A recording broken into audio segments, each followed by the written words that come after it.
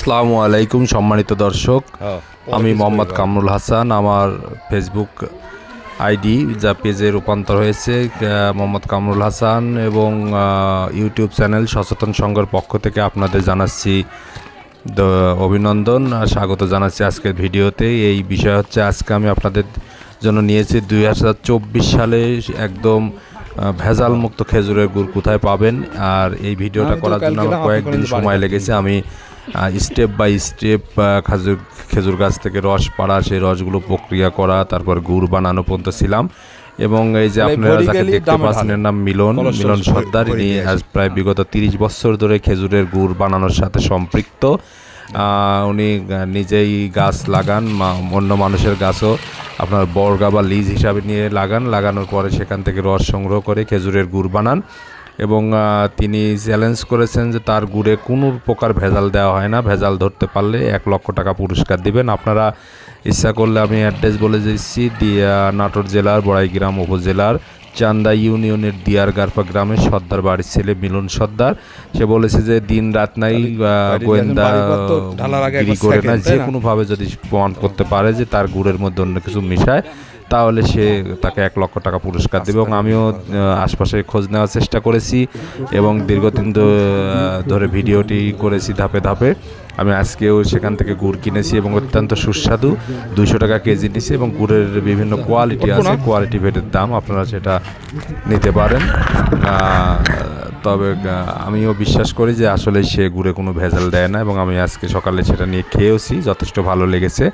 আপনারা ইচ্ছা করলে সেখান থেকে গুড় সংগ্রহ করতে পারেন। এখন অলরেডি তিনি অনেকটাই পপুলার। আমি যে দেখলাম যে তার বাড়িতে বিভিন্নভাবে গুড় প্রক্রিয়াজাত করা হচ্ছে এবং অনেকে অর্ডার করছে, সেগুলো তিনি সংগ্রহ করছেন।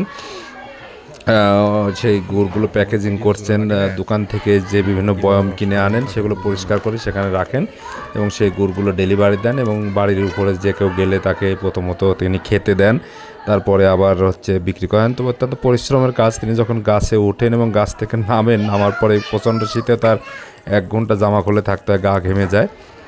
তো আপনারা দেখতে পাচ্ছেন যে সে রস পাড়ছে গাছ থেকে। এই খেজুর গুড় নিয়ে, গাছ নিয়ে অনেক গান আছে, গল্প আছে। ওই যে একটা গান দেখেছিলাম, ভাপা পিঠা রে তোরে খাইতে গিয়া, সেখান তো খেজুরের গুড় মিক্সার করা হতো ভিতরে। আবার খেজুরের রস কিন্তু কৃমিনাশক, এটা ভালো স্বাস্থ্যের জন্য। তবে আবার আছে যে বয়স আমার বেশি না, ওরে টুকটুকির মা চুল কাটা পাকিয়ে গেছে বাতাসে, সেখানেও কিন্তু খেজুর গাছ রস কাটা নিয়ে এই গানটা হয়েছিল। আর গ্রাম বাংলার একটা অত্যন্ত ঐতিহ্য, আল্লাহর রহমত, যে খেজুরের একটা কাঠের গাছ থেকে সেখানে রস বের হয়, সুমিষ্টি, সেটা আবার জাল দিলে গুড় হয়। সে গুড়টা বিশেষ করে শীতের পিঠায় তো একদম খেজুরের গুড়ের জুড়েই নেই। সেখানে খেজুরের গুড় একটা অন্যতম বিষয়। শীতের এই যে আমরা রস পিঠা যাকে বলি, বা দুধের পিঠা, দুধ দিয়ে চিতই পিঠা যেখানে ভিজিয়ে রাখা হয়, অথবা গুড় দিয়ে চিতই পিঠা খেতেও খুব স্বাদ লাগে। এছাড়াও খেজুরের গুড়ের আপনার কুলি পিঠা, আমাদের গ্রাম বাংলায় বলি কুলি পিঠা, তারপরে আপনার কলসি পিঠা বলা হয়। এগুলোতে কিন্তু খেজুরের গুড়ের সর্বোত্তম ব্যবহার হয়ে থাকে। এবং খেজুরের গুড়ের আবার নাস্তা বলি, আসলে এই নাস্তা যে সকালে গেস্ট আসলে বাড়ির উপর নাস্তা করতে দেওয়া, বা সকালের ব্রেকফাস্ট নাস্তা, সেই নাস্তা না, এই নাস্তা খেজুরের গুড়ের পায়েস আর কি। তো এগুলো কিন্তু খুবই সুস্বাদু। তো আপনারা ইচ্ছা করলে এই মিলনের থেকে গুড় সংগ্রহ করতে পারেন, অত্যন্ত ভালো গুড়, মিলন মামার খেজুর গুড়।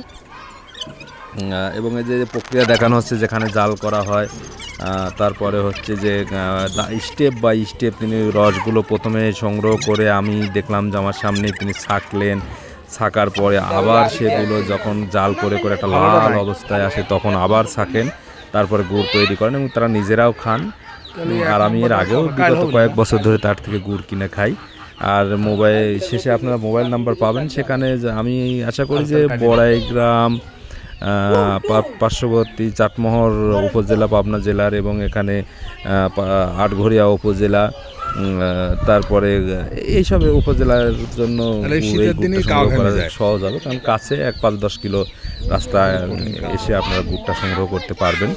এই যে দোকান থেকে তিনি যে অর্ডার পেয়েছিলেন, সেই গুড়গুলো এখানে প্যাকেজিং করছেন। আর ভালো, অবশ্য আপনার এই গুড়গুলো নিঃসন্দেহে খেতে পারবেন।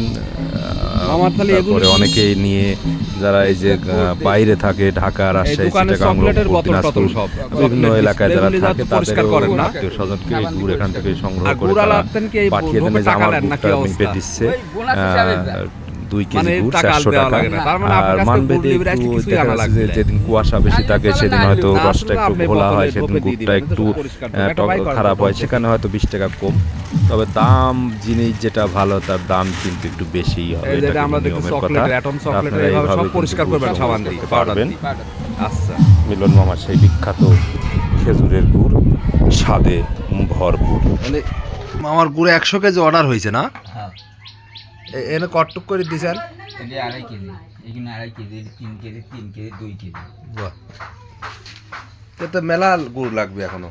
গুড়ের গাছি লইছি বা, এই যে গুড়, এই গুড়, প্রতিদিন যেহেতু 1500। এই যে গুড়, সব তো ভালো করে ঢাকি ঢুকি রাখেন, তাই না? হ্যাঁ, সব ভালো করে ঢাকি রাখি। এটি আগেকার গুড় তো এটি একটু টক আছে। আচ্ছা, ও যাক বেছেন সেটা বলেই বেছেন। হ্যাঁ, বলিবে এক এক দিনকার গুড় এক এক জায়গায় লইছে, এক এক দিকের গুড় একটু কম বেশ হয়। কম বেশ হয়। আচ্ছা, আপনি পাটারি বানান চিন্তা ভাবনা নাই না? না, আমার পাটার চিন্তা ভাবনা নাই। এই যে কাল কি গুড় ঢাল, পাটালি গুড় কাল কি গুড় ঢালছে, ওটা যে শেষ। আজ লরম হয়ে গেছে, এই যে ও। ঘামতিছে। আচ্ছা। আমার গুড়ে প্রত্যেকদিন গুড় ঘামি যাবে, মানে ভালো গুড় হলে সে গুড় ঘামবেই। ঘামবেই, অরিজিনাল গুড় ঘামবেই। এই লাগে আমি পাটারি বানাই। ও, তাহলে পাটালি ভেজাল দেয় নাকি? এখন তারা বানায় তারা বোঝে, আমি তো নিজে বানাইনি নিজে কই পাই না। আচ্ছা, আমাকে তাহলে গুড় দেন। আচ্ছা।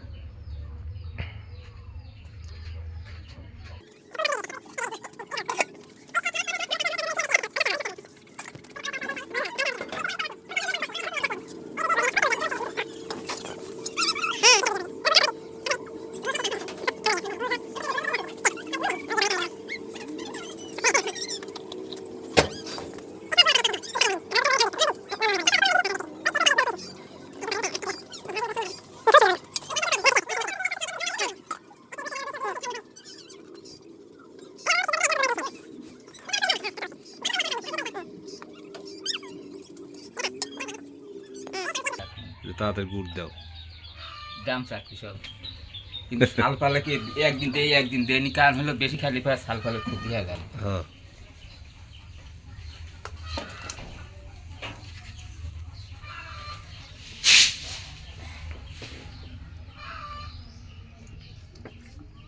মামার এখানে মাপও সঠিক, কারণ 1 কেজি 300 গ্রাম কবল হয়েছে, তা তো পাতিলে প্রায় ভরা ভরা ভাব।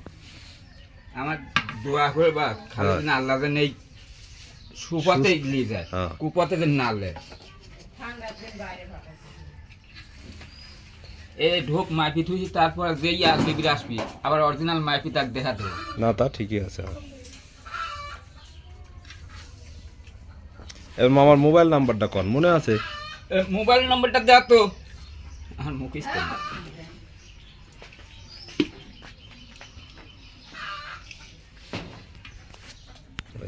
লাস্টে কত?